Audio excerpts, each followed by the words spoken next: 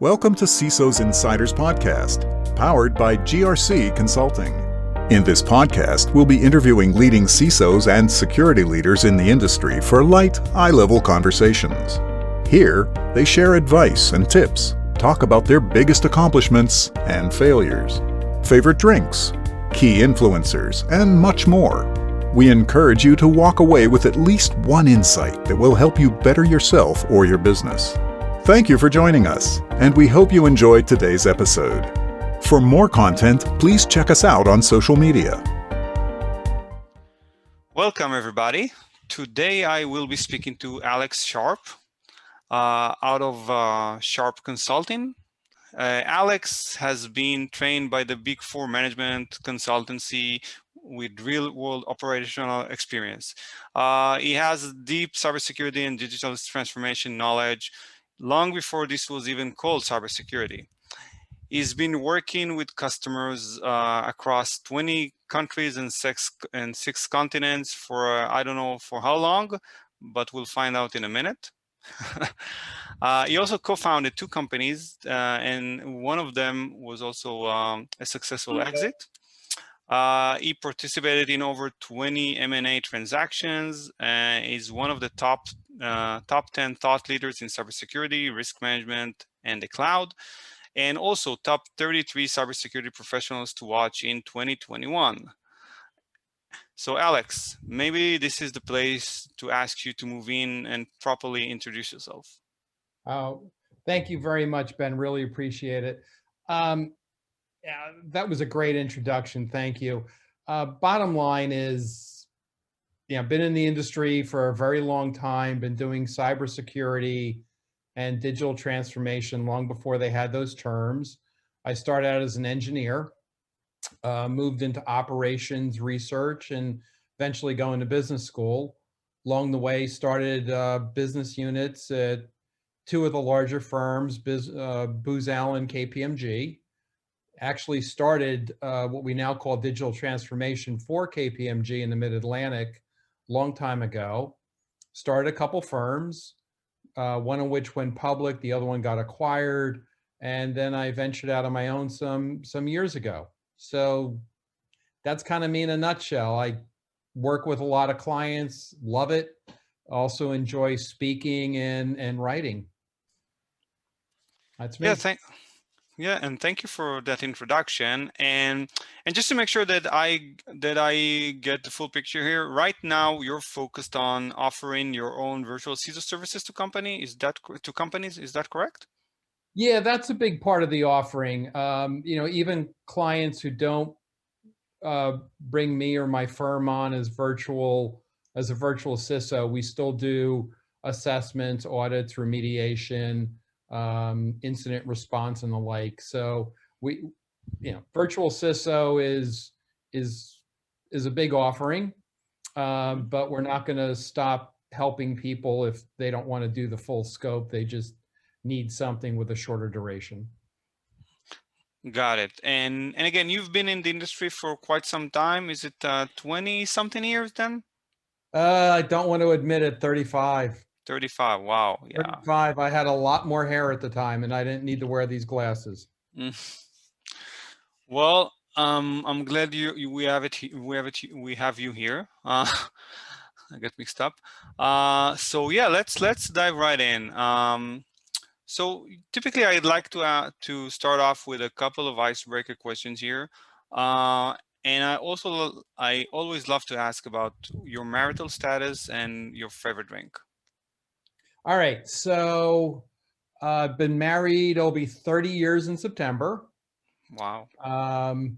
Yeah, so must be doing something right. But yeah, married for 30 years.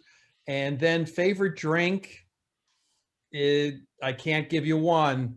I love my bourbon and I love my wine. So I bounce between the two of them. How about you? For me, I like my wines, I like my bourbon, but I think single malt is probably my go-to. Gotcha. Yeah. Gotcha. I also enjoy beers, but yeah.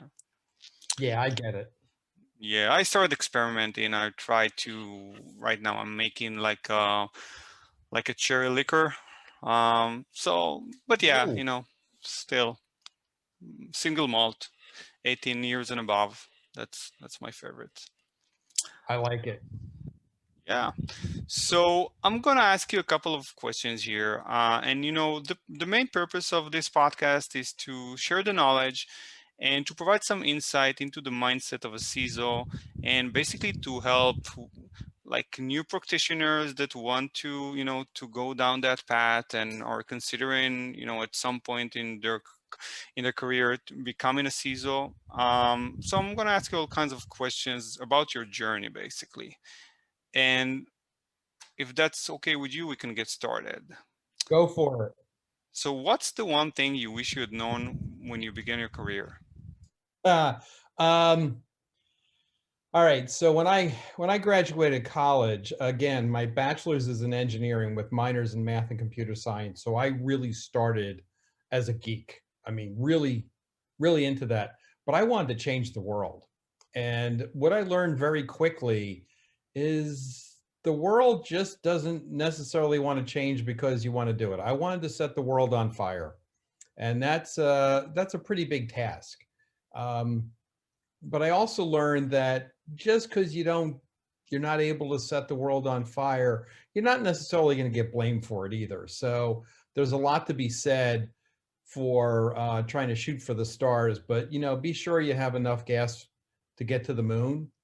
And one of the beauties of really trying to push the envelope, especially when you're younger, people will give you a lot of latitude. So it really becomes a learning experience. It's a good thing to do. But I just wish I knew earlier on it was going to be a lot harder than I thought it was. And again, thank you for that.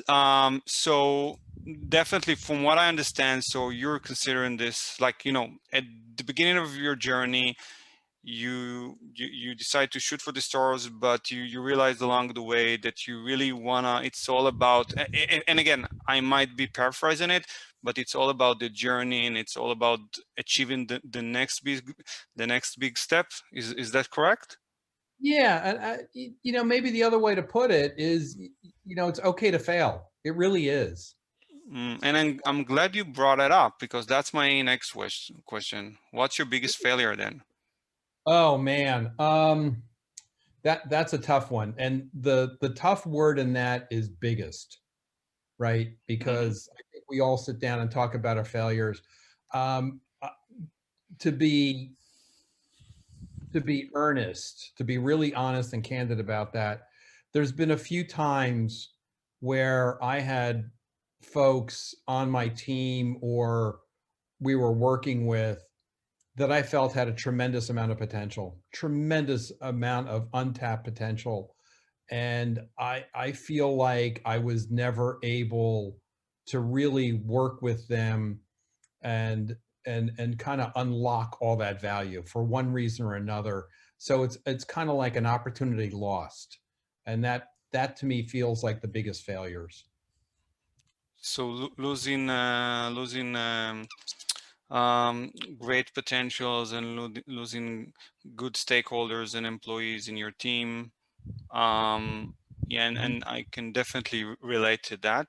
And I don't know about you, but or for the specific reasons that you had, but I think for me it's always the lack of time, the lack of time to actually invest and It's definitely, yeah, I think the two things that get in the way are time and energy.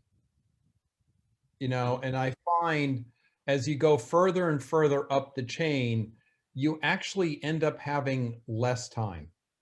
Yeah. Yeah.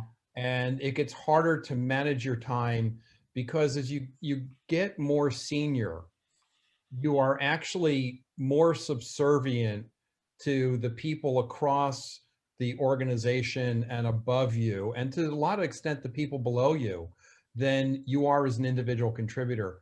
So, we're focused on CISO. I've had the privilege of being CISO to a couple publicly traded companies. And when you're dealing in that kind of environment, because you not only have all the normal business pressures and everything going on, but you're publicly traded and you have a different set of eyes on you. You have your stakeholders, you have the different regulatory bodies. You know, you're spending a lot of time juggling a lot of pieces, and sometimes things fall through the crack, not because you're not interested, just because you run out of time and energy. And it you know, you could sit down and be like a bull in the china shop and just think that you'll muscle through, but at some point we all need to relax and we need to sleep. Yeah. And you know, not enough days in a week. Yeah, definitely agree with you on that. And you know, for me, what I'm trying to put in place was basically to create a culture in the organization that is not necessarily reliant on a single individual.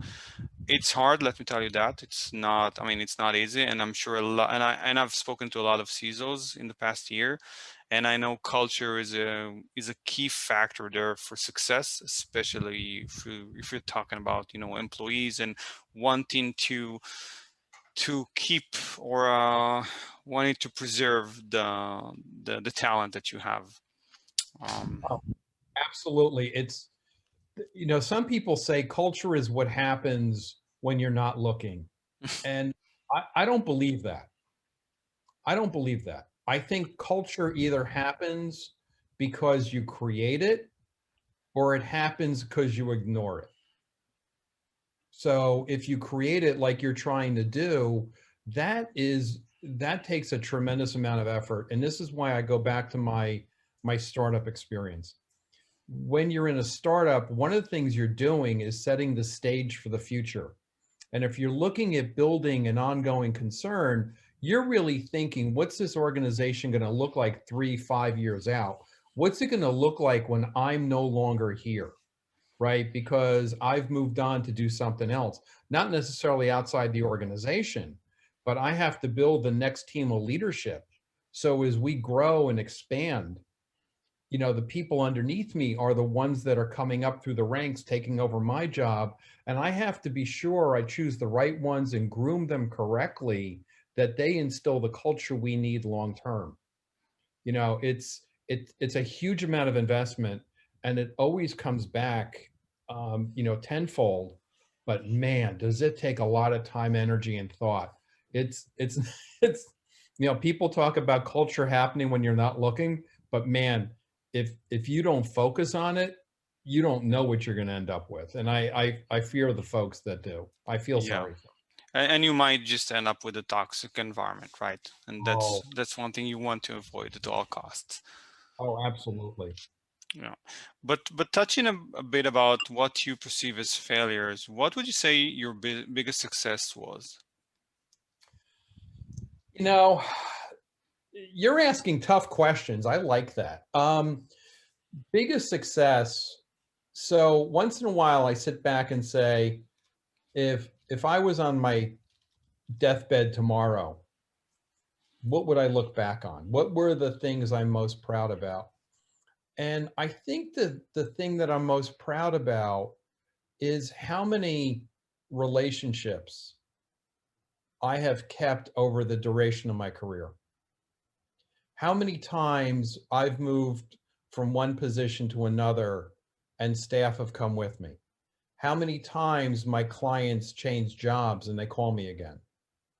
Um, that's probably what I'm most proud of, is developing and maintaining those long-term relationships. And like we talked about before about investing in people, there's some people that when they worked for me, you know, I was one of, you know, maybe their first boss or second boss, and they've gone on to do great things. Hmm. Um, and it's really good to see that, you know, feeling like you've really made, you know, you've made a difference in that person's life. And to some extent, you feel like you've changed the world, and that you're still friends and you still talk to each other. That, you know, that shows qualities. You know, I'm very proud of that. I really am. Yeah, and you know, my next question Actually, when I asked this next question to a couple of my previous interviewees, they said, so the question goes, what would you have done differently looking back on your career? Now, the answer I got in a few cases was the fact that they did not market themselves as well as they should have, or the fact that they didn't, form relationships as they should have. So I'm curious to hear your thoughts on this question here. Well, you're touching on you're touching on a great point. So let me give you two sides to the answer. When you say, what would you have done differently? I don't know, maybe nothing. And I'll tell you why. Because it's hard to prove the counterfactual, right? It's always, you can always think about, what if I did this differently? What if I did that differently? And I think those are good exercises. But at the end of the day, you could also, by going back in time and changing something, you could create a series of events that really had catastrophic differences, right? So maybe nothing.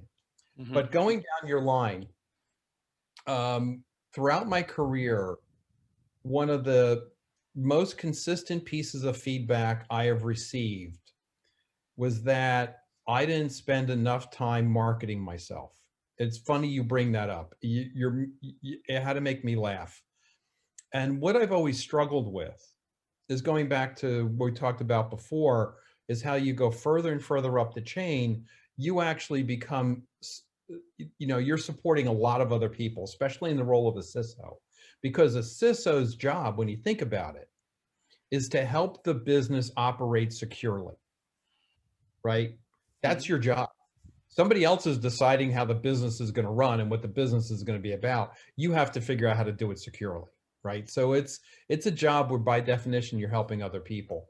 So I've always had this feeling that the expression I use is the client is always the hero of the story. So when I'm a virtual CISO, my job is to make my client successful. Even when I'm in some other role, my job is to make the client successful, or the president successful, or the CFO or the COO. We can go down the list. My job is to make them successful. So I've always battled between this thing about I've always been told I need to promote me better, but how do I do that in a way that still makes these other people successful? So maybe if I would say I did something differently, it would be figure that out. I still struggle with it, but maybe I would have gotten further faster if I paid more attention to it. I'd love to hear what other people have come up with. Yeah, I'm not sure I have a definitive answer. My personal opinion on that would be that, well, I think it's basically what you're doing right now, sharing the knowledge, speaking, putting yourself out there on stages and speaking and sharing your experience. I think that, it's not for the purpose of marketing yourself, it's for the purpose of sharing the knowledge. I think the side effect of that might be marketing yourself. But that's just, my personal opinion. I like that because that's a thought leader position. And that's, when you think about it, the business we're in is around knowledge and credibility. And the scenario you just painted does that very, very well. Yeah, and it does it organically, right? I think so. Yeah, it does. It does. That's an excellent point. I like that.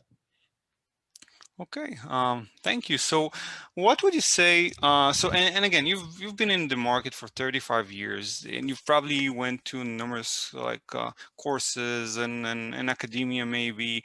What in your opinion, what were the best resources that have helped you along the way? Oh, absolutely, without a doubt, networks and relationships. Without a doubt. Now, I own too many books. I have more papers on my laptop than I will ever get to read. I have more copies of Harvard Business Review and everything else laying around than I'll ever get to read. And there's stuff I always go back to. There's books I always reference. But without a doubt, the best resource is my network and the relationships in that network. A senior executive I used to work with, he used to took a turn out of President Reagan, and he always talked about having his kitchen cabinet.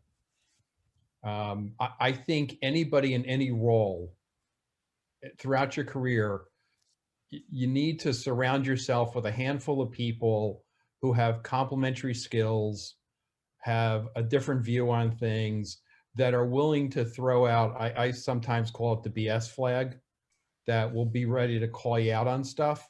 And I think without a doubt, having those people around me has been the absolute best resource. And yeah, I think anybody who doesn't have that kind of network needs to build one.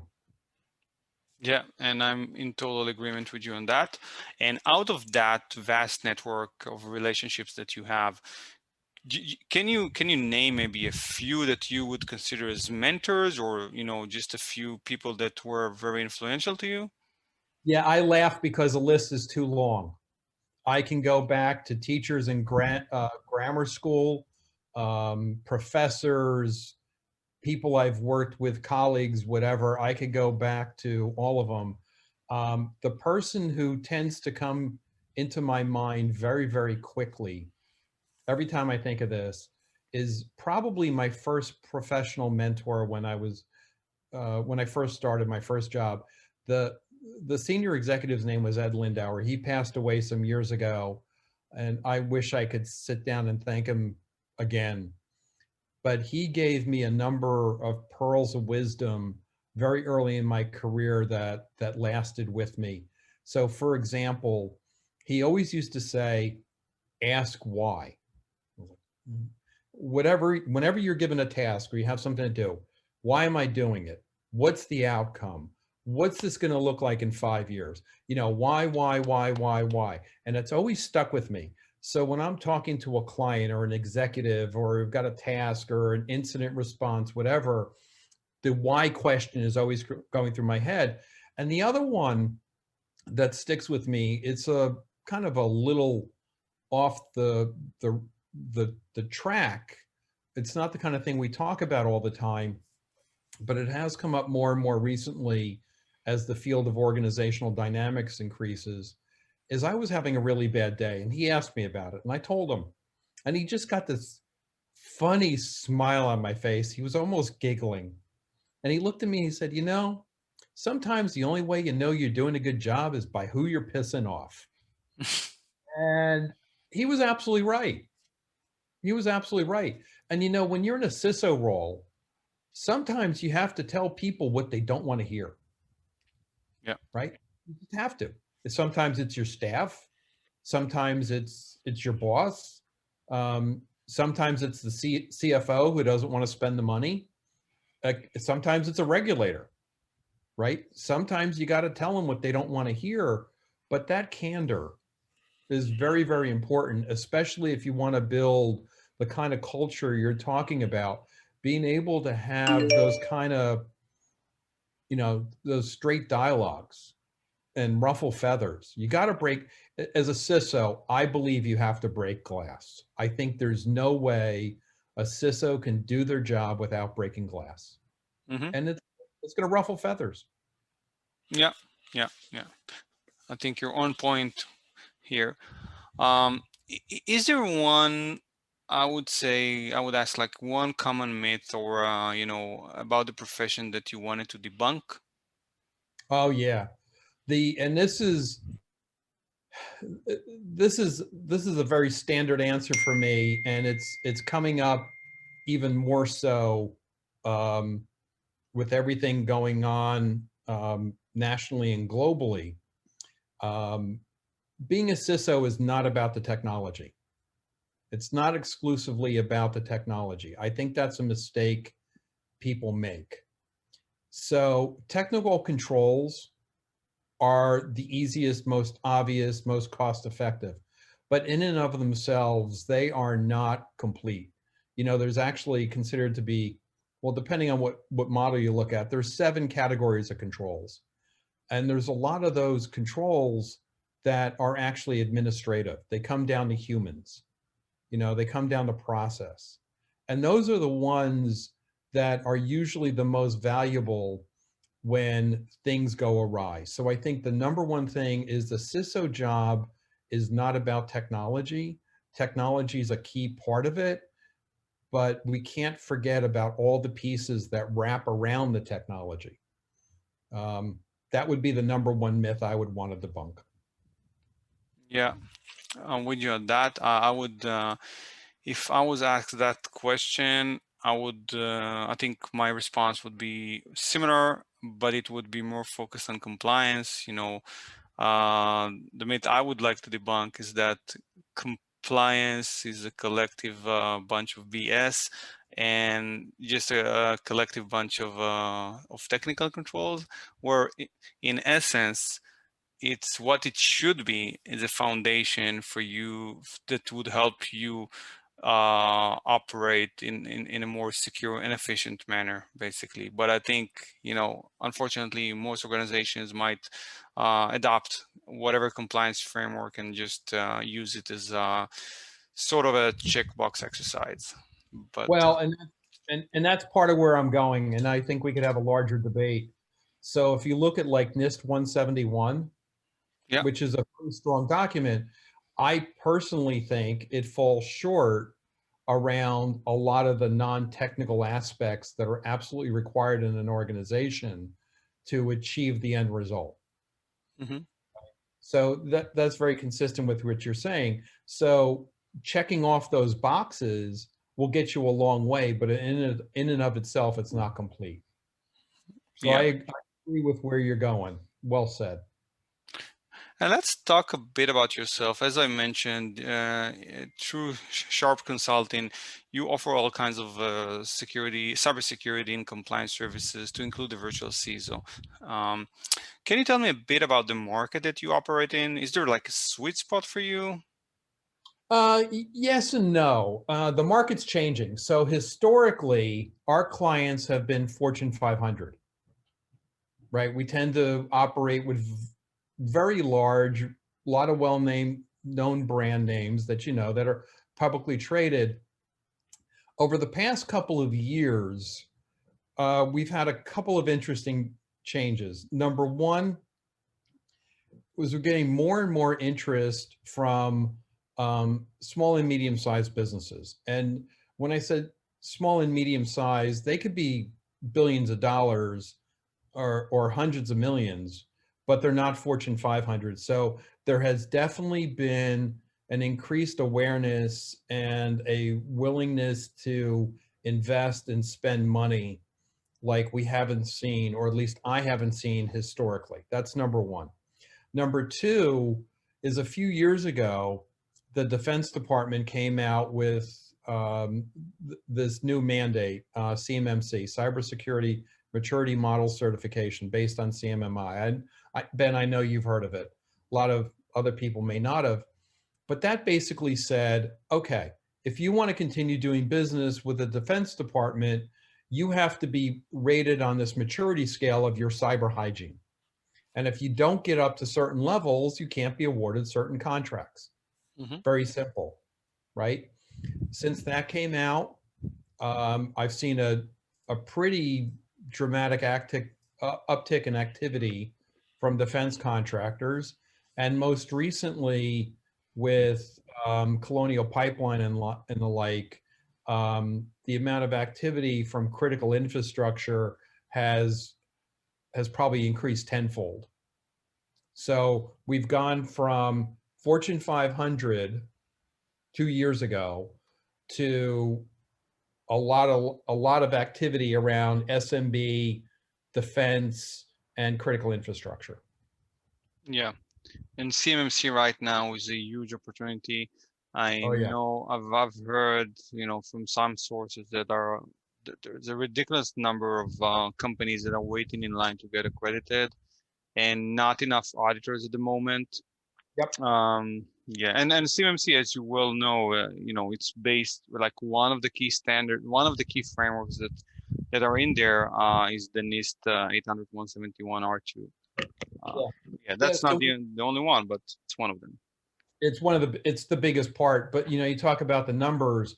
The Defense Department has estimated there's 350,000 vendors that need to be assessed. Yeah. I've got one of the designations. I'm working on the assessor and the trainer right now, and I'm one of the first to go through. So we're a very long way away from getting all the resources spun up and getting through all this. So, to your point, it's a big area and it's a big effort. And I think, frankly, my prediction is you're going to see that expand past defense very, very quickly. That's my prediction. Yeah, I think the mandate, that like the communication, the original communication that the DoD has put out there was, I think the target date was 2025 for, completely securing the supply chain of the US government. So definitely a lot of work to be done by that time. Yep. Okay. What would you say? So your customers, and you mentioned like a few market niches that you're in. What would you say the common challenges that your customer face now are, basically? So there's really two sets of challenges, right? One is all of a sudden they're getting a lot of demand from the outside, right? And they're not staffed up to accommodate it. And because that this is kind of new to them, they're not even sure. They don't have the experience to determine what are the right decisions, right? They just don't have that experience. So they're struggling with that. And I think making the situation worse is because there's a lot of money being poured into cybersecurity. Digital transformation has become a very popular term since COVID, right? Because that was the ultimate accelerator. We now have a lot of people just diving into that market because they perceive a huge budget, right? So you've got these companies that know that they're deficient and they're struggling because they're being overwhelmed with all of these claims. Mm-hmm. And, even there's people I know in this industry, they really truly believe they are really at the top of their game. But folks who've been in it for 5 or 10 years would say that they're C players, but they themselves think they're A's. So, and that's part of the learning curve. The problem is for the organization who is trying to protect their organization, they want to keep people employed. They want to make sure the patients are safe. They don't want to lose the business, right? They want to do the right thing. They're being overwhelmed with a lot of claims, and they themselves don't have the background to determine what's right and what's not. So they're struggling. Right? That's the biggest challenge I hear from them consistently. Yeah, and I understand that, especially in a space that were not as closely regulated in the past. There's a transition that needs to take place, obviously, for the entire ecosystem, by the way. So providers and clients alike. Yeah, exactly. And I'm a big proponent of especially the SMBs to go out to an MSP. Engage a third party like a Greasy, a GRC. My New Jersey accent sometimes gets in the way. And, I know companies that tell me they get 10, 15, 20 calls a week from companies that all say the same thing. Hey, outsource your IT to us. And then they're saying, they're going, which one do I choose? How do I know which one is real? So it's a bit of an issue. We'll get through it, but it's going to be very, very painful. Mm-hmm.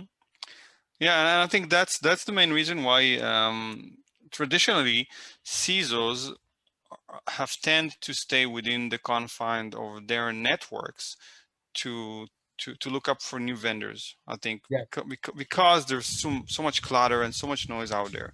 I think that's probably the main reason. Okay.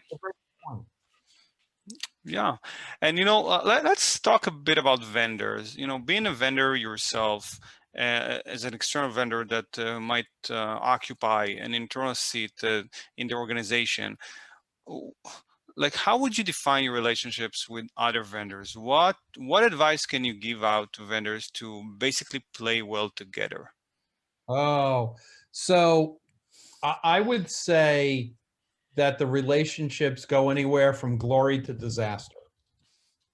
Now, fortunately, there's very few that I would put on the disaster end, but they do exist. And I think it comes from a couple of things. You know, human nature, business competition, and the like. And a lot of times with my clients, they often bring me on, and over time, I end up managing their staff and their vendors. Not all vendors like that. They just don't. They want to be reporting directly to the president, or they perceive me as an outsider who's also a competitor. You know, it doesn't always work. But I find that if you deal with people, you know, in a direct, earnest manner, you know, they understand that you're being genuine, most people respond. And it goes back to what we're saying before. I think most people, most professionals, especially in business, if you deal with them directly and you're upfront with them, they'll respect you for it. They'll respect you for it. There's some vendors, you're going to be dealing with the wrong people. It's not going to work, and you just have to tough it out. It's just the way it is. One of the best compliments I got, I don't know if they meant it as a compliment or not when they gave it to me, but I was doing a lot of work with a major technology vendor. You would know the name. And one of their VPs told me one day, he said, you know, the other partners, even the ones who don't like you, respect you. And I was like, that's kind of a backhanded compliment, but I thought about it. The more I thought about it, the more I liked it. I liked that, you know, because I think sometimes it comes down to people compete or people just don't like each other. But you know what? We're not paid to like each other. We're paid to work together. So as long as you're dealing with mature folks, you can figure it out. Yeah, and I think maturity is the key word here, because to be direct and earnest, you really need to have a specific mindset. You need to be mature enough to accept your own limitations and to be able to communicate that you're not the biggest hotshot on everything out there. You might have some advantages, some disadvantages. You might have more or less in your skill set, but definitely I think maturity is the key word here. Yeah. And when starting to work with a new vendor, can you name like common challenges? Or I wouldn't ask what's the biggest challenge, but like what's the most common challenge when you start working with a new vendor as a vCISO? Let me rephrase the question if you don't mind. Of course. Whenever I start working with a vendor, a client, an associate, a peer, whomever, my number one goal is to understand how they're wired. How do they work? How do they think? How do they behave? And most importantly, what are their goals, both on a business side and a personal side? So we talk about good advice you've been given. A long time ago, the person who actually gave it to me, he also passed away a few years ago. He was a retired Marine Corps colonel. And he was a crusty guy, hell of a nice guy, but man, he was crusty. You did not want to meet him in a dark alley. He's the kind of guy you didn't want to rub the wrong way. But he had a lot of really good insight into dealing with people. And he used to say, whenever you're dealing with somebody, there's two people sitting across the table. The person sitting across the table from you is not only the business person you're trying to do a business transaction with, but they're also a human. They focus on their careers. they have issues with their family. They got to worry about putting their kids through college. You know, they don't like their daughter's boyfriend. You know, they can go right down the entire list, just like any of us can. So he used to say, there's two people in front of you. You need to understand not only their business persona and their business goals, their business objectives, but you also need to understand what's important to them as a person. And I think that's very important. So understanding how the vendor is wired, how do they work, and then understand the people you're dealing with, excuse me, and what's important to them, not only in a business side and a personal side. By the way, one of the things you can learn on a personal side is there's some people in business who never want to touch the personal aspects for whatever reason. That needs to be respected.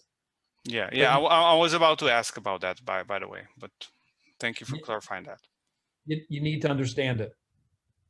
Yeah, I have very close clients that, you know, I'm over at their house, right? They invite me over for holiday parties.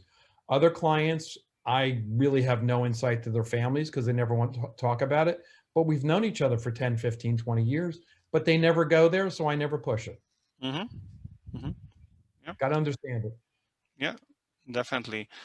And you know, talking a bit about your role, a bit more about your role, and you've occupied the CISO seat in the past, and now you offer the virtual CISO service. What would you say the biggest difference is between your role right now as a virtual CISO to as opposed to a full-time CISO? Well, that's interesting, because I think there's definitely some strong advantages and disadvantages, but it's two sides of the same coin. So let's look at it both ways at the same time. When you're a full-time CISO, you are immersed in that organization. Your authority comes from your role in your title, right? But you're part of the organization. You're there day in and day out. You live and die with the organization, right? So there's a level of commitment. People understand you better. They can get their heads around it. When you're a virtual CISO, you're a contractor, right? So you're kind of half in and kind of half out. And some people in the organization will never treat you as if you're 150% committed, right? Because they think you're only there part-time. Yeah. But the other part of it is, and I think this often gets lost, I think there's a tremendous value in having seen multiple organizations. You get exposed to new ideas, new situations, which not only provides a deeper understanding, but it provides a wider depth of understanding. So you're able, at no additional cost to the organization, to bring back additional knowledge, relationships, and actually cost savings, right?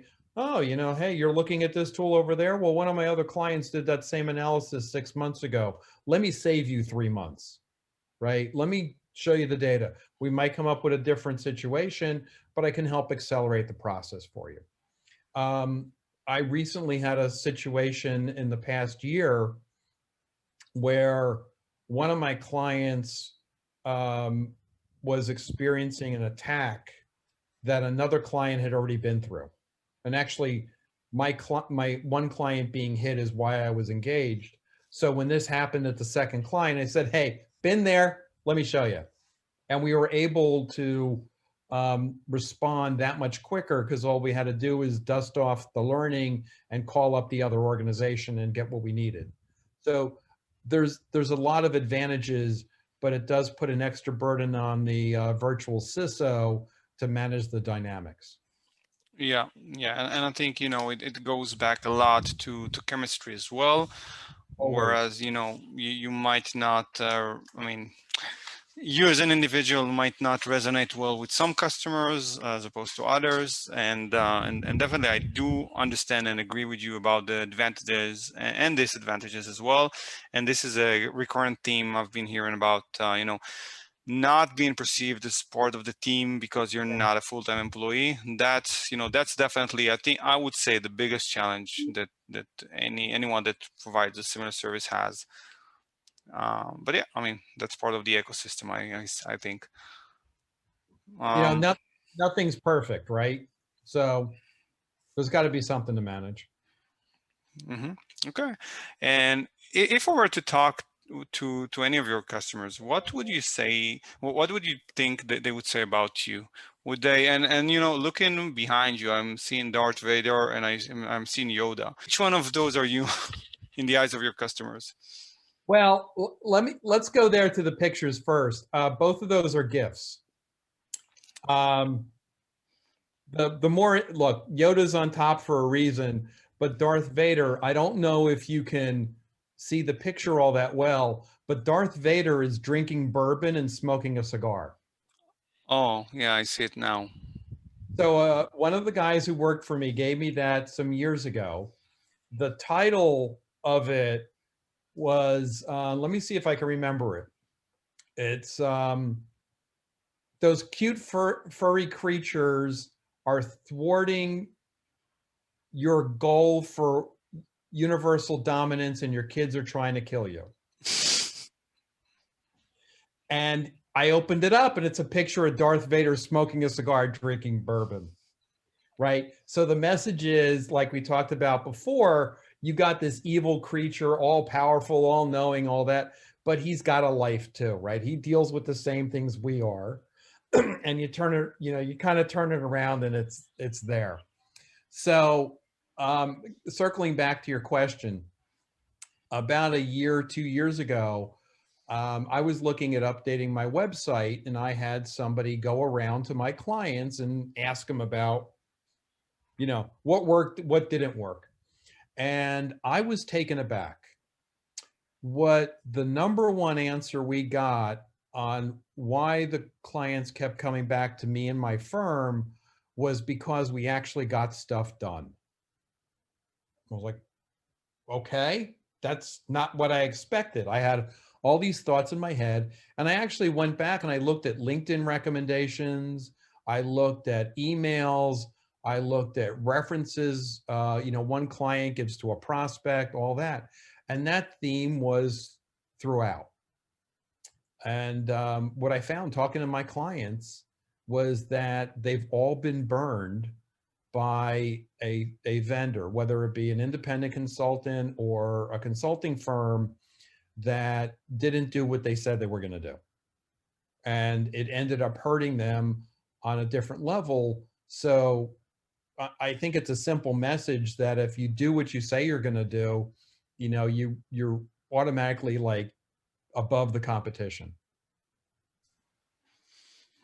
And that's a bit weird, wouldn't you say? I mean, especially nowadays when you have so well-defined SOW documents and MSAs and whatnot. But to stand out in the crowd just by the fact of delivering whatever it is that you say that you will be delivering. You know what? It's working. I'm not going to give it back. Yeah, no reason you should. Yeah. And again, talking a bit more about customers, who would you say is your ideal customer? And I'm not talking about specifically the market niche that you're after, like what I asked before about the sweet spot, and you mentioned, the government space and the SMBs and the medium businesses. I'm asking more along the lines of like, are you looking for maybe, I don't know, and I don't want to guide you too much here. So yeah, maybe we'll just can keep it like an open-ended question. Yeah, so like three characteristics instantly come to mind. I like working for people that are strong leaders. I like strong leaders. The second is I like them to have a meritocracy. The people that they hire and they reward, it's because of the value they deliver to the organization. It's not because who they know or whatever, but it's a meritocracy. And lastly, I really like clients that are aspirational. They have they have a plan and they're really trying to take the organization somewhere, right? It's like what we talked about before. They're shooting for the stars, knowing they have to have enough gas to get to the moon. Mhm. Right? So those are the three things that come to mind. I like my clients to be good leaders because they enable their people. They hire the right folks. They give them the right incentives. They understand accountability. We can go down the whole list, right? All the things we as consultants love, right? We want to be given a job, let us figure out how to do it, reward us when we do it well, and if we're off track, let's do a course correction. I like meritocracies where people are rewarded, the entire organization is rewarded for the value they deliver. And then lastly, um, I really like them to be aspirational, that they have a vision. Because once you have a vision, you can help figure out how to get them there. If Mhm. if they're changing direction every other week, it's kind of hard to steer the ship. Yeah. And now that we've touched about what it is that you like about your customers, what qualities you don't like in a customer? Truthfully, just when they don't have any of those qualities, when they're directionless, or they're way too political, that's a problem. That's a problem.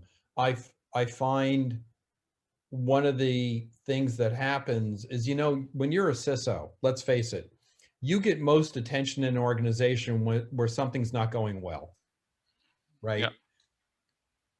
And if your direct client is somebody that's very political, when you need the most, like during an incident response, they're running for cover, right? So the moment you need them the most, they're gone, and they're looking for somebody to shoot so they don't get shot. So I don't like those clients. Mm-hmm. Yeah, and I think when you encounter an organization that's too political, it says something as well about the culture and about the willingness to actually get some work done. But again, Yeah, this is just my personal opinion. I will agree. I'll also go one step further. I'll put my management consultant hat on. I think it also says something about the business model, Mm-hmm. because there are some business models, Warren Buffett talks about this, that there's some business models that are still successful no matter how bad the management is. And sometimes that's true. Sometimes that's true. Other times, if you continue to be poorly managed, the business is going to disappear over time. So it's Yeah. not the kind of business I want to be a part of. Definitely not as an outsider. Yeah, definitely understood. And we're coming to almost to the end of this podcast here today. Uh, what's the best way for our listeners and clients, customers, and vendors to connect with you online? Well, a couple of things. So first of all, you'll notice on my video here, there's this little QR code that'll connect you to my LinkedIn. You just put that on your smartphone, it'll come up. Connect with me on LinkedIn. That's the easiest thing. If you want to Google, it's Sharpe with an E, sharp like a knife. There's both an E on the end. Just Google, reach out if you can. And want to email me, connect over LinkedIn. Let me know it came through the podcast. One of the things I'm willing to give anybody who comes through the podcast is a free consultation. So if that wants to be about your security strategy, business strategy, career, you want to be a CISO, whatever, feel free. Let me know you're part of the podcast, and I'll give you a free consult. It's easy. Yeah, And again, that's very generous of you. Thank you. I'll definitely take a note out of that and mention it when we bring this online. oh, thank you. Thank you. That'd be great. Yeah, definitely. Great. And just to wrap this up, with the not so serious tone, A quick fun question for me to ask. If you had unlimited funds, or basically in other words, if money was never an issue, what would you do with your life? Oh, well, there's a couple of parts to the answer. So there's a part of me that at some point in my life wants to get into philanthropy. Now, where am I going with that? I put myself through school, and that was sheer hell, right? To get my bachelor's. After that, work pays for it and all, but that was sheer hell. And what I'd really like to do is find a way to help people, not with just the financial aspects of that, but the life lessons that help people manage their careers, manage their finances, manage stuff. The things that I see are lacking a lot of time in people trying to, kind of come out of a bad situation like I did, where you're putting yourself through school. Education's the vehicle to become a better person. There are a lot of like life lessons that I think are very valuable and will help people get through that, but I don't see them naturally being addressed. Mm-hmm. The other part of it is I love the water. I love warm weather. So I would definitely find a way to spend more time in the sun, either at the beach or next to a pool. So one is very philanthropic. The other one is very self-serving. Mm-hmm. But I'm honest. Any specific location for that beach or pool? Well, there's a lot of thoughts. No, there's too many. It's one of those things where I can create a very long list of places that would all work. And also look, whether you believe in global warming or not, the ocean levels have been rising for years. I don't want to choose an island that'll be gone when I retire, right? It's just. Yeah. But the oceans in the US are mostly too cold for my taste. So maybe Hawaii or maybe the Caribbeans. They're definitely on my list, and I have to say Aqaba is also on my list. Aqaba in Jordan, you mean? Yeah. Okay. Yeah. Well, sounds like a plan. And with that, let me thank you for taking the time to join me in my podcast today, Alex. It was a pleasure talking with you, and hopefully the knowledge that we gain here today would make sense to some of our listeners, and maybe will also might help someone along the way. And yeah, thank you again for joining. Well, thank you again. Thank you for having me. I really enjoyed it. And again, to all the audience, reach out, sharp like a knife, connect with me on LinkedIn. Would love to hear from you. Thank you.